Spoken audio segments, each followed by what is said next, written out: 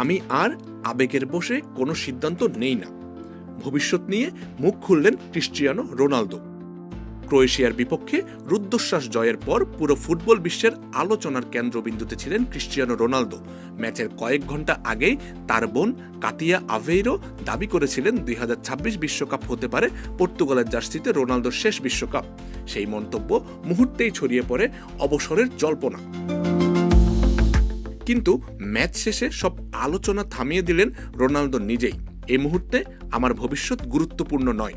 জয়ের পর হোক বা হারের পর পরিবারের সঙ্গে কথা বলবো, তারপর সবার জন্য সেরা সিদ্ধান্ত নেব। আমি আর আবেগের বশে কোনো সিদ্ধান্ত নেই না। এখন সবকিছু শান্তভাবে করি। এই মুহূর্তটা উপভোগ করাই আমার লক্ষ্য। নিউ রিফ্রেশিং টেস্টে চেয়ার আপ। চেয়ার আপের নিউ রিফ্রেশিং টেস্ট এতটাই বেটার যে মন বলে চেয়ার আপ।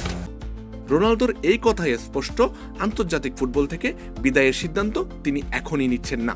কেরিয়ারের সবচেয়ে গুরুত্বপূর্ণ অধ্যায়ের ইতি টানার আগে তিনি সময় নিয়ে পরিবারের সঙ্গে আলোচনা করেই চূড়ান্ত সিদ্ধান্ত নেবেন। ক্রোয়েশিয়ার বিপক্ষে অসাধারণ পারফরমেন্সের জন্য ফিফার প্লেয়ার অব দ্য ম্যাচ নির্বাচিত হন রোনালদো। তবে মিক্স জোনে সংবাদ সম্মেলনে না গিয়ে তিনি কথা বলেন শুধুমাত্র অফিসিয়াল সম্প্রচারকারীদের সঙ্গে। ম্যাচ নিয়ে নিজের অনুভূতি জানাতে গিয়ে রোনালদো বলেন, আজ আমাদের কষ্ট করতে হয়েছে।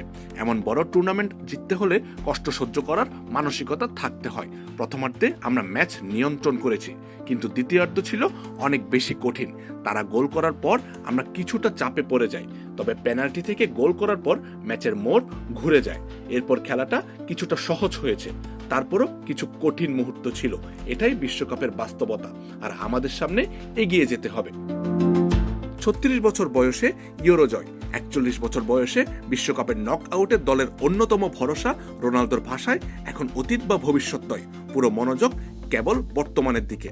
আর সেই বর্তমানের লক্ষ্য একটাই, পর্তুগালকে বিশ্বকাপের আরও এক ধাপ এগিয়ে নেওয়া। আমজাদ হোসেন আবির, খেলা 71।